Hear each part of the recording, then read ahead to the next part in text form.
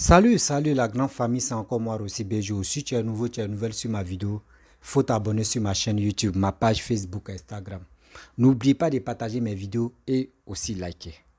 Bref, la famille, j'aimerais vous présenter une petite vidéo d'un soi-disant un cyberactiviste du PPACI et aussi qui dit, lui, il est panafricain.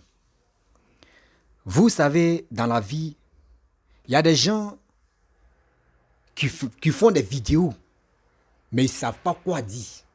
Ou soit il dit quelque chose, et puis demain, il dresse dans sa tête sa disjoncte, et puis il parle des autres choses. Lui-même, il se contredit.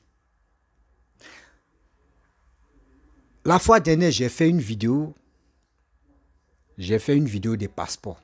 Je sais que il parle de moi. J'ai fait une vidéo des passeports où j'ai dit non, nous qui sommes à l'étranger ici, on voit nos passeports ivoiriens dans la main des étrangers. Voici, il dit étrangers, des pays, ceux qui ne sont pas ivoiriens. On trouve ça dans les mains. Aujourd'hui, il a fait une vidéo où il dit non, que ceux qui disent que choses comme les étrangers ont nos passeports, qu'une fois qu'eux ils voient nos passeports ivoiriens dans la main d'un étranger, mais s'il n'est pas temps, c'est un Ivoirien. Faut pas on va chercher à comprendre faut pas on va dire non que c'est un étranger, que c'est un Ivoirien. Mais ce monsieur-là, j'aimerais lui faire comprendre que mon frère, tu fais des vidéos. Tu cherches, parce que toi, tu fais des vidéos, tu cherches à monétiser pour gagner de l'argent. Mais quand tu parles là, tu ne parles pas aux bêtes, tu parles aux êtres humains. Nous, on dit, nos passeports là, ça nous coûte très cher. Si toi, tu vends ta fierté, et si toi, tu vends ton honneur, si tu vends ta dignité, nous, les Ivoiriens, nous, on ne vend pas ça. Nous, on ne vend pas pour nous là. Vous faites des vidéos parce que on va faire ça là. Oui, la famille. Bien avant que je vais rentrer dans le but du sujet, voici sa vidéo que j'aimerais vous faire montrer. Écoutez très bien. Parce qu'aujourd'hui, je vais changer de système de faire mes vidéos. Écoutez. Et je vais lui répondre pas à pas. Pas pour dire je vais être pressé. Non. Je vais prendre mon temps et puis je vais répondre à ses dits. Parce qu'il a touché un petit point encore qui ne m'a pas plu. Lui pense que le président de la République, il est son ami. Mon frère, tu fais des vidéos. Toujours tu fais des vidéos dans ta voiture. Tu es en Europe. Réfléchis très bien. Car tes propos, ce que tu es en train de dire demain, quand ça va te rattraper là, faut pas, tu as dit non, tes sorciers du village sont derrière toi. Hein, ou sont contre toi. Non. Quand tu es en train de faire ça là, pour monétiser ta page Facebook, pour avoir de l'argent, mais tu n'oublies pas que les dégâts que toi-même tu es en train de créer là, ça va te rattraper. Voici nos frères qui sont bloqués en Tunisie. Cette histoire d'affaires de Tunisie, avec ce sahérien, c'est compliqué là. Écoutez très bien ce qu'il va dire. Et bien avant que je vais aller pas à pas. Voilà, j'ai changé la méthode de faire la vidéo. Si c'est chic, et puis je vais rester dedans. Écoutez, parce que là, je suis nerveux. La famille, je commence. Famille, j'espère que vous allez tous bien. Ici, attendez, je vais commencer. Bonsoir famille, j'espère que vous allez tous bien. C'est lui qui est là. Les Ivoiriens qui sont en Tunisie là, c'est même Ivoiriens là. J'ai vu des gens qui ont fait des vidéos pour dire non, oui, telle personne a pris le passeport ivoirien, telle personne. Une fois que tu as le passeport ivoirien, c'est que tu es ivoirien. Il n'y a pas fait de dire, oui, on gagne le passeport ivoirien là facilement. Et tu as le passeport ivoirien là, c'est que tu es ivoirien. C'est pas à vous de nous dire aujourd'hui que, oui, telle personne a le passeport ivoirien, les Maliens ont le passeport ivoirien, les Burkinabés ont le passeport ivoirien, des Camerounais ont le passeport ivoirien. On ne veut pas attendre ça. On ne veut pas attendre ça. Parce que c'est à cause de ça que vous avez fait la guerre à la Côte d'Ivoire. Que non, oui, c'est facile de gagner le passeport ivoirien. Hey, laissez pour vous là. Une fois que tu as le passeport ivoirien là, tu es ivoirien. Voilà. Point barre. Parce que c'est pour ça que vous avez fait la guerre à la Côte d'Ivoire. Donc arrêtez votre discours de oui, telle personne ou telle personne. Monsieur le président, lui, il a le passeport ivoirien. Foutez-nous la paix avec cette histoire-là. Tu as le passeport ivoirien là. Tu es ivoirien. Chers frères, vous savez tous que nos frères sont aujourd'hui en... Bref, la famille, vous-même, vous avez écouté ce que ce jeune homme l'a dit. La fois dernière, j'ai fait une vidéo où j'ai dit, j'ai fait plus de 2 vidéos où j'ai dit non que oui, nos passeports vraiment sont dans les coulisses, sont dans l'aide des étrangers qui ne sont pas ivoiriens. Je n'ai jamais dit des Maliens, je n'ai jamais dit des Burkinabés. J'ai dit des Camerounais que moi je vois ici, à l'aventure. Eux, ils ont nos passeports, ils ont passeport ivoirien, ils ont passeport malien, ils ont passeport burkinabé, ils ont passeport guinéen, Guinée-Conakry dans les mains. Moi, je connais ces gens-là.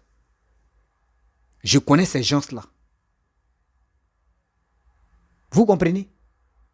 Tu dis non que oui, c'est ça l'histoire des passeports qui a envoyé la guerre en Côte d'Ivoire. Vous voyez des gens comme ça. Ils ne savent plus quoi dire. Quand on vous dit non que les cyberactivistes de 2 balles qui sont sur les réseaux sociaux, qui polluent l'air, qui sont en train de détruire la génération, future génération qui est en train de se préparer là, c'est ceux-là qui sont en train de détruire ceux-là. C'est ceux-là comme ça qui sont en train de détruire ces gens-là.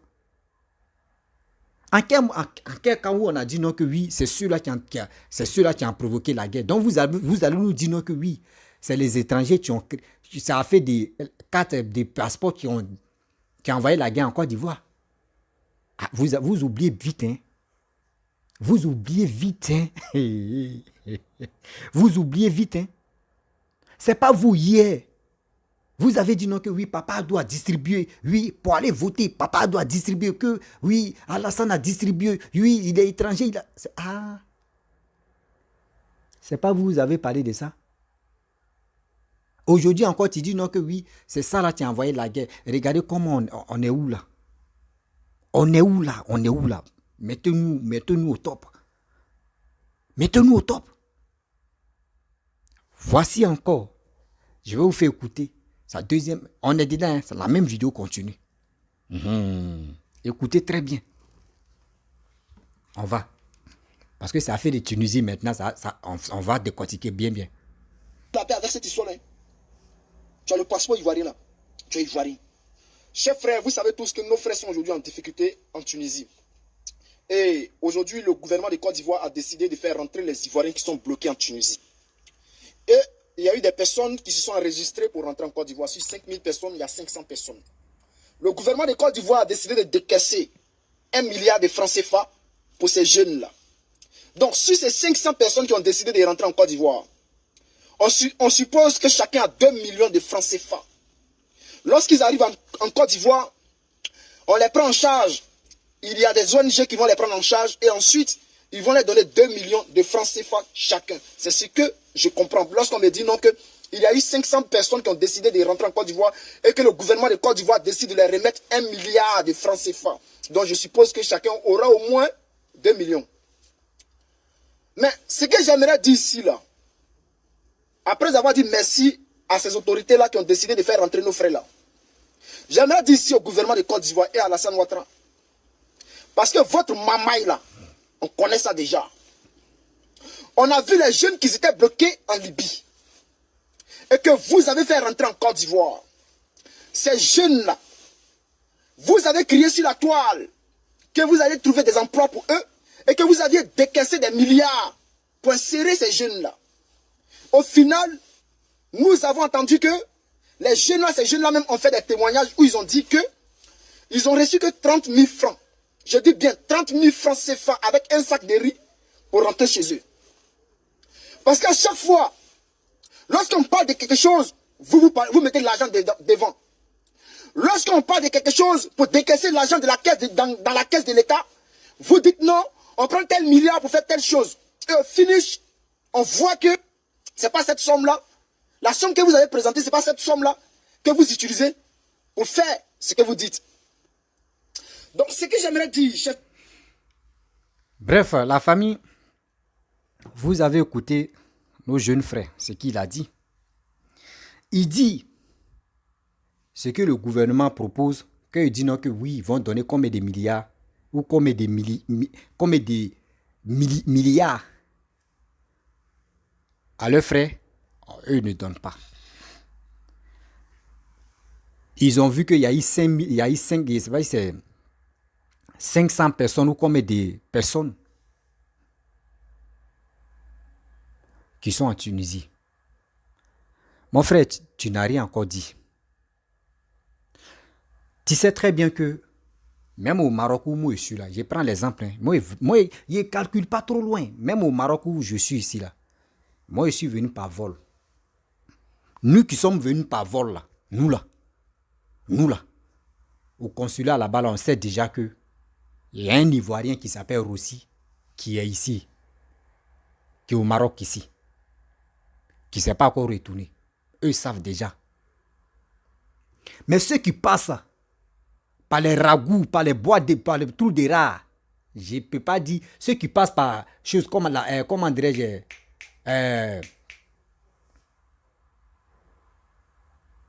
ceux qui rentrent par clandestin,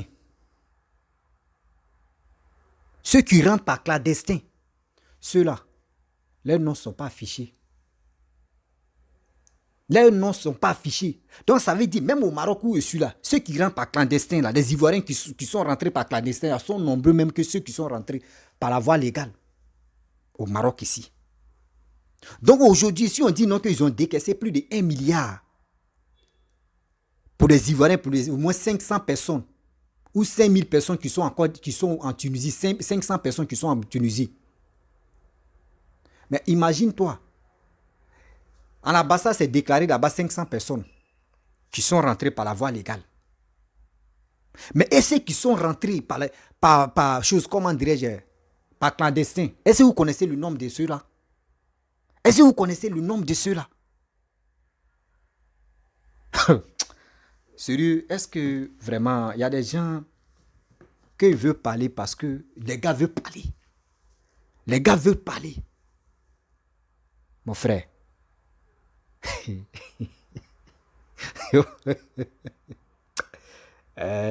Ça y est. Ça y est. Les gars veulent parler parce qu'ils doivent parler. Je continue encore. Ça y est. Quand il dit ce truc-là, et je vais m'asseoir, il va me connaître. Vous dites. Donc, ce que j'aimerais dire, chers frères, parce qu'à chaque fois, quand vous dites quelque chose, c'est pas ce que vous faites. Vous avez décidé de donner 1 milliard à ces jeunes-là. Donc, chacun aura 2 millions. Donc, il faut que ces jeunes-là reçoivent cet argent-là. Parce que, si cette histoire de Libye, je ne sais pas, en 2017 ou 2016, là, je ne sais même plus c'était en quelle année, là, 2017, 2016, vous avez décidé de faire rentrer ces jeunes-là, et à la suite, vous avez parlé des milliards que vous allez insérer ces jeunes-là, et au finish, vous avez remis 30 000 francs CFA et un sac de riz à chaque jeune pour rentrer chez eux. Donc cette fois-ci-là, on vous regarde. À chaque fois, quand il y a quelque chose, vous sortez pour parler. Oh, on sort 1 milliard, 2 milliards, 3 milliards. Cette fois-ci-là, on veut voir aussi des vidéos communiquées qui va dire que vous avez remis la somme de 2 millions de francs CFA à chaque jeune. Maintenant, en ce qui concerne les jeunes qui sont rentrés là, est-ce que vous connaissez la situation de chaque jeune en Tunisie? Quels moyens vous avez mis en place pour aller croiser chaque jeune qui vient en Tunisie? Parce que sur 5000, je ne pense pas que 500 personnes seulement vont décider de rentrer en Côte d'Ivoire. Il y a des jeunes qui sont dans certaines villes où ils ne peuvent même pas sortir. Donc, je ne sais pas quels moyens vous avez mis en place pour vous déplacer, pour aller rencontrer chaque jeune. Maintenant, en ce qui concerne le transport, vous avez seulement pris que celui qui fait 150 places. Alors, moi je pense que il y a possibilité d'utiliser au moins deux avions de 240 places pour aller chercher rapidement nos frères. Alors, moi je pense qu'il y a des moyens d'utiliser les avions les Airbus de 240 places, au moins 2 pour aller chercher nos frères. Nous sommes en état d'urgence. Parce qu'on vous connaît. Comme l'a si bien dit le frère Okosi Banikolo, quand vous êtes malade, en Côte d'Ivoire, les ministres sont malades, on utilise un seul avion. Pour un seul ministre, pour une seule personne, pour un seul Ivoirien, ils prennent l'avion pour aller se soigner à Paris.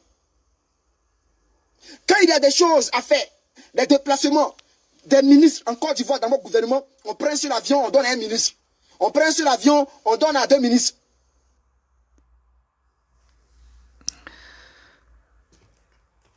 Vous avez entendu ce qu'il a dit? Seigneur. Bonsoir, famille, j'espère que vous allez Vous avez entendu ce monsieur-là?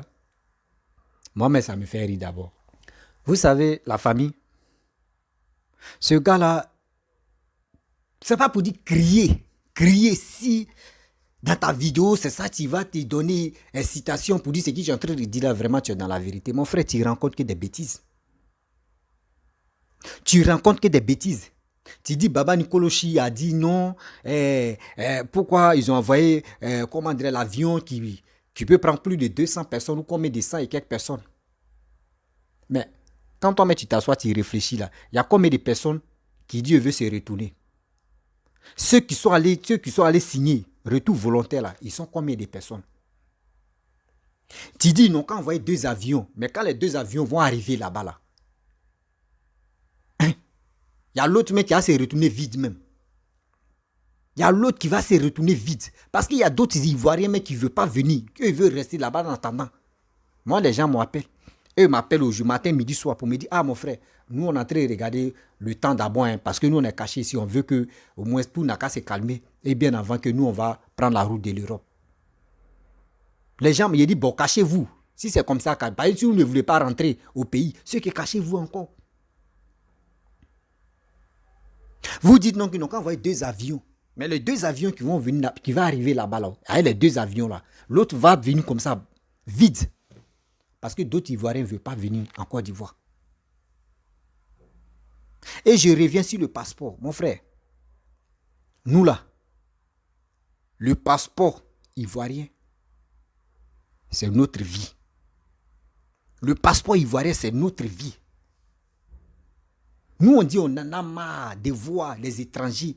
Nos passeports dans les puis les gars font des bêtises à l'étranger ici. Nous, on voit ça ici. On voit ça ici aujourd'hui, on voit ça ici demain.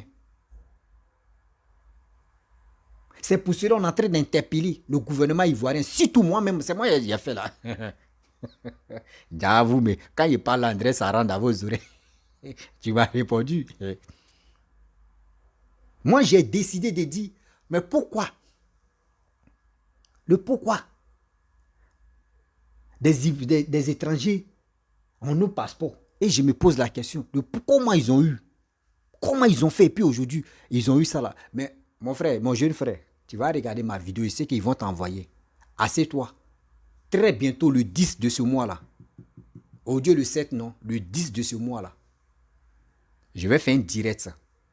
Et il y a quelqu'un, il y a des gens qui m'ont appelé. Où on livre le passeport ivoirien là. Je ne peux pas dire le nom des pays là, mais où on livre le passeport ivoirien là. La personne va dire, lui il dit il a déjà travaillé là-bas. Qu'il connaît des gens qui ont travaillé dans ce coin là. Faut bien, ça n'a qu'à rentrer dans tes oreilles. Caillou qui est dans tes oreilles là, faut enlever. Parce que le 10 ou entre le 10 ou le 11, le 12 là, les 3 jours là, tu vas attendre. Vous ne faites pas recherche.